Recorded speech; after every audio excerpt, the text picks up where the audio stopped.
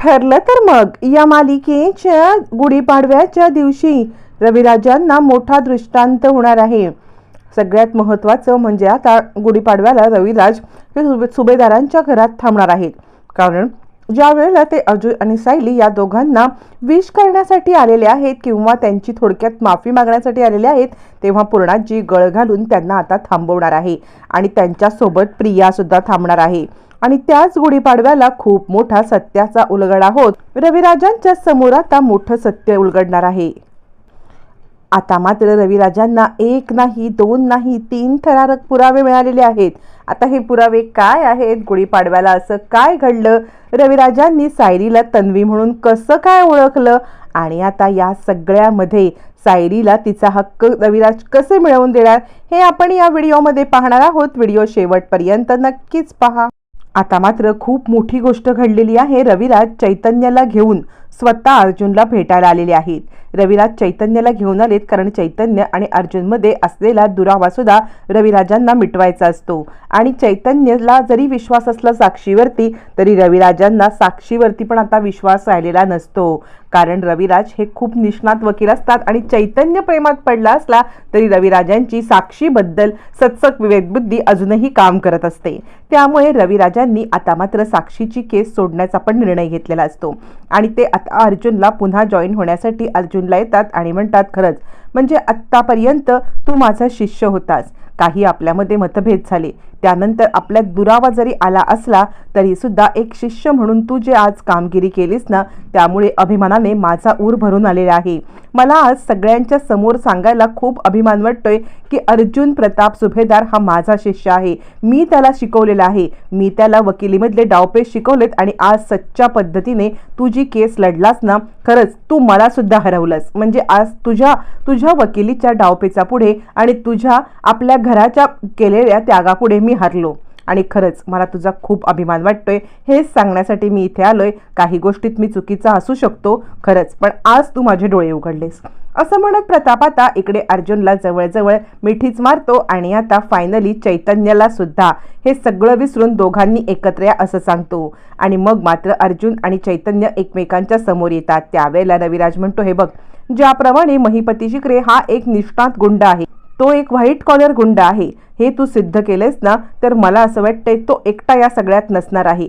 त्यामध्ये साक्षी पण इन्व्हॉल्व असणार आणि नक्कीच या वात्सल्य आश्रम केसबद्दल पण तुझा जो स्टडी आहे ना, तो खरा असू शकतो. मी ही केस सोडेन, पण माझ्याकडे तू ठाम पुरावा आण की या सगळ्यामध्ये साक्षीने काहीतरी केलंय. असं जर आत्ता जसा महिपतीचा पुरावा आणलास तसा पुरावा आणलास, दुसऱ्या क्षणाला मी ही केस सोडेन.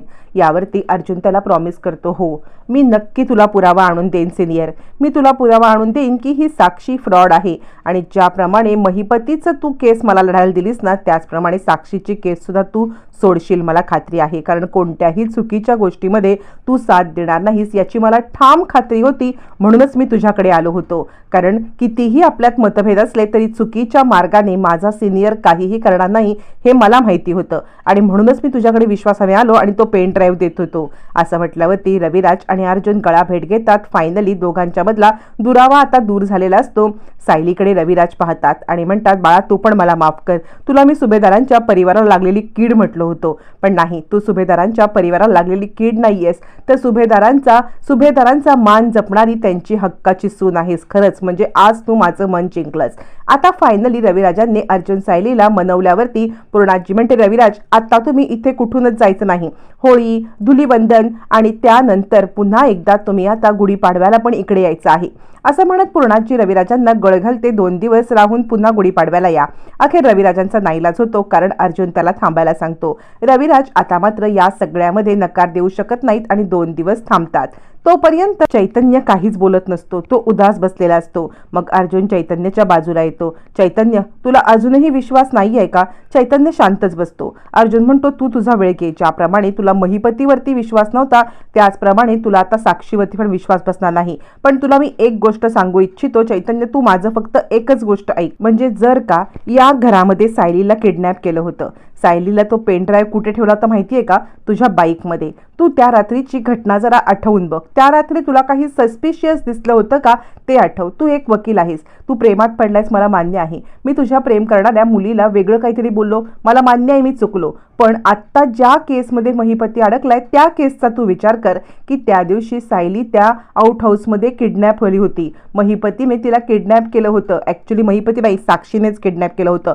पण चल तुला विश्वास नाही आपण महिपतीने किडनॅप केलं ठरवूया. पण मला तू सांग, घरामध्ये असलेल्या साक्षीला हे माहीत नसेल आणि ॲक्च्युली तुला पण हे कळायला पाहिजे होतं. तू जरा फ्लॅशबॅकमध्ये जा आणि काय नक्की घटना घडली होती हे आठवून बघ बरं. असं म्हटल्यावर चैतन्य स्तब्ध होतो आणि त्याच्या लक्षात येतं हो, त्या रात्री ज्या वेळेला मी आउट हाऊसचा आवाज ऐकला, म्हणजे मला व्हॅनचा आवाज आला, त्यानंतर आउट हाऊसमध्ये आवाज आला, त्यावेळेला मी जेव्हा गेलो होतो तेव्हा पाईपचा आवाज आला असं मला महिपतीने सांगितलं. पण महिपतीने सांगितलं ठीक आहे, पण मला साक्षी का ओढत घेऊन आली होती? साक्षी मला त्या आउट हाऊसपासून ओढत का आणली? नाही, काहीतरी गडबड आहे. चैतन्यला लगेच स्ट्राईक होतं, पण त्यावेळेला तो काही बोलत नाही. अर्जुन म्हणतो तू विचार कर, तू शांतपणे सगळ्या गोष्टींचा विचार कर, नंतर आपण बोलूया. आता मात्र रविराजांचा 2 दिवस स्टे असल्यामुळे सायली त्यांच्या अगदी व्यवस्थित व्यवस्था करते. रविराजांना काय हवं काय नको हे सगळं सायली नीट पाहत असते. आता मात्र इकडे रविराज सायलीचं प्रत्येक गोष्टीमध्ये भारावून जातात. सायलीचं वागणं बोलणं या सगळ्याबरोबर सायलीच्या प्रतिभासोबतच्या लकबी सगळं रविराजांना भावून जातं आणि ते विचार करतात कसं काय प्रतिमा आणि हिच्यामध्ये साम्य कसं काय असू शकतं. आणि रविराजांना आता मात्र एक जबरदस्त गोष्ट समोर येणार असते. रविराज सायलीला विचारतात की या वेळेला मी ज्या वेळेला तुला म्हटलं की तू सुभेदारांच्या परिवाराला लागलेली कीड आहेस, तरी पण तू रिॲक्ट न करता माझ्याबद्दल चांगलंच बोलत राहीस. यावरती सायली सांगते आपली माणसं ही आपली असतात, भले त्यांची वाट चुकते, भले ते आपल्याबद्दल वाईट बोलतात, पण काही दिवसांनी त्यांना समजतं. मग एकाने राग धरला म्हणून दुसऱ्याने राग धरावा का? सेम प्रतिमाचं वाक्य रविराज भारवतात. 1-2 नाही तर आता 3 पुरावे समोर आलेले असतात. रविराजांना चक्क धक्का बसतो. पहिला पुरावा असतो तो म्हणजे आता गुढीपाडव्याच्या दिवशी झालेला दृष्टांत.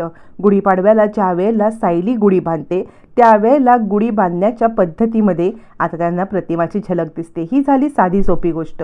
त्याच वेळेला आता मात्र रविराजांना प्रियाचं गाठोडं सापडतं.